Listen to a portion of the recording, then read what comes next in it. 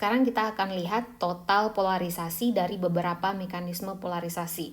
Penggunaan medan listrik lokal hanya bisa dipakai untuk dua mekanisme saja, yaitu elektronik dan ionik.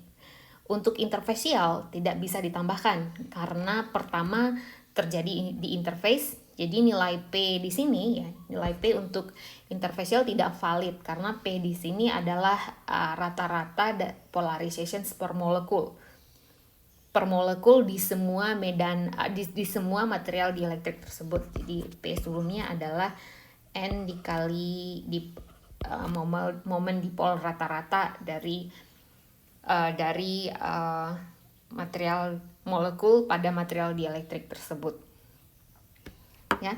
Dan medan listrik pada interface dan defect tidak dapat didefinisikan dengan baik. Misalnya besarnya berapa atau arahnya bagaimana. Sedangkan untuk dipolar, jadi medan lokal listrik tidak valid untuk medan listrik lokal ini tidak valid untuk senyawa polar karena adanya properti polar di senyawa tersebut. Sehingga persamaan Clausius-Mozotti ya hanya berlaku untuk ionik dan elektronik saja. Sehingga rumusnya menjadi seperti ini.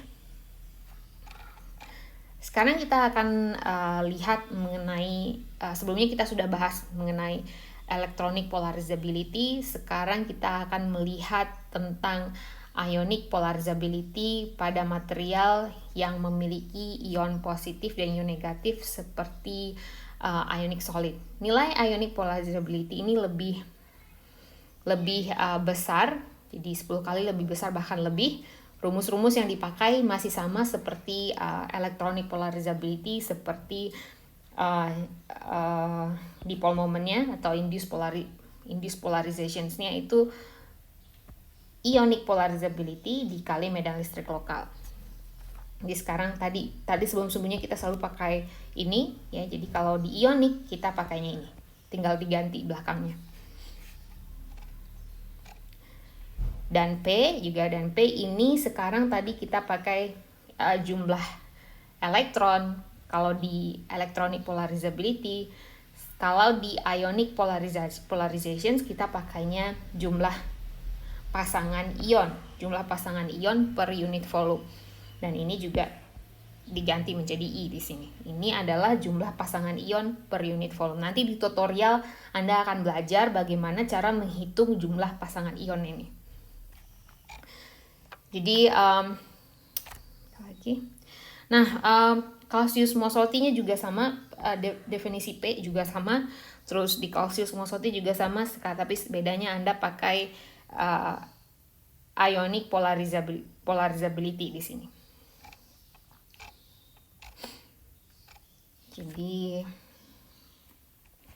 Jadi hati-hati dengan nilai N ya. Nilai N di sini adalah pasangan jumlah pasangan ion di senyawa tersebut. Nah, yang ketiga kita akan melihat mekanisme polarisasi yang ketiga, yaitu dipolar atau orientational. Perbedaan dengan dua mekanisme sebelumnya adalah ini terdapat pada senyawa polar. Jadi dia sudah memiliki permanen dipole moment. Jadi N di sini untuk yang ketiga ini adalah jumlah molekul. Tadi adalah, kalau sebelumnya adalah jumlah pasangan ion, di ionic sekarang adalah jumlah pasangan molekul. Jadi N ini berubah ya tergantung jenis mekanisme polarisasinya seperti apa. Kalau elektronik jumlah elektron, kalau ionik jumlah pasangan ion, kalau orientational atau dipolar dia adalah adalah jumlah molekulnya. Jadi perbedaan dengan dua mekanisme sebelumnya adalah senyawa polar sudah memiliki permanen dipole moment. Jadi dia sudah punya permanen dipole moment ya. Maka dipole moment yang terjadi pada saat diberi medan listrik ini adalah permanen dipole moment yang sudah ada ya, yang sudah ada di material yang memiliki dipolar polarization ini. Maka sekarang dipole momennya yang baru setelah diberi medan listrik adalah fungsi dari dipole moment yang sudah ada dikali medan listrik dibagi konstanta K dikali temperatur. Jadi dia tergantung dari thermal energy ya. Jadi dia merupakan fungsi dari thermal energy karena temperatur dapat mengacaukan arahnya dipole yang sudah ada di material tersebut.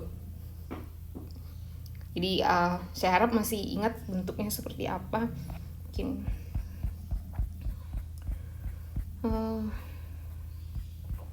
biar kebayang.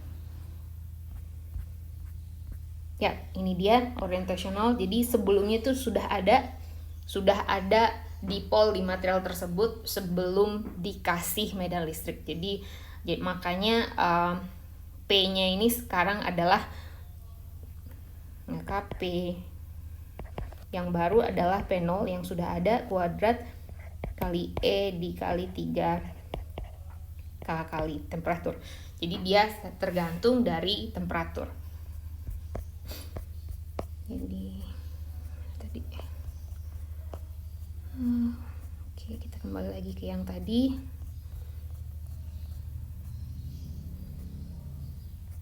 Oke, ini dia. Ya. Sedangkan untuk besaran dipolar orientational polarizability-nya adalah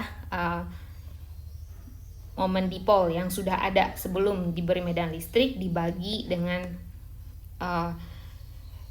energi konstanta dikali temperatur.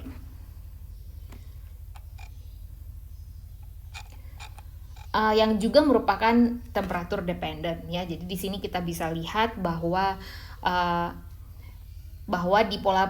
dipolar polarizability angka ini turun ya. Turun dengan naiknya temperatur. Begitu juga dengan dielectric constant, sehingga dielectric constantnya juga turun kalau temperaturnya dinaikkan untuk material-material yang tergantung pada mekanisme dipolar polarizations. Ya, karena temperatur akan mengacaukan susunan dipole di senyawa tersebut.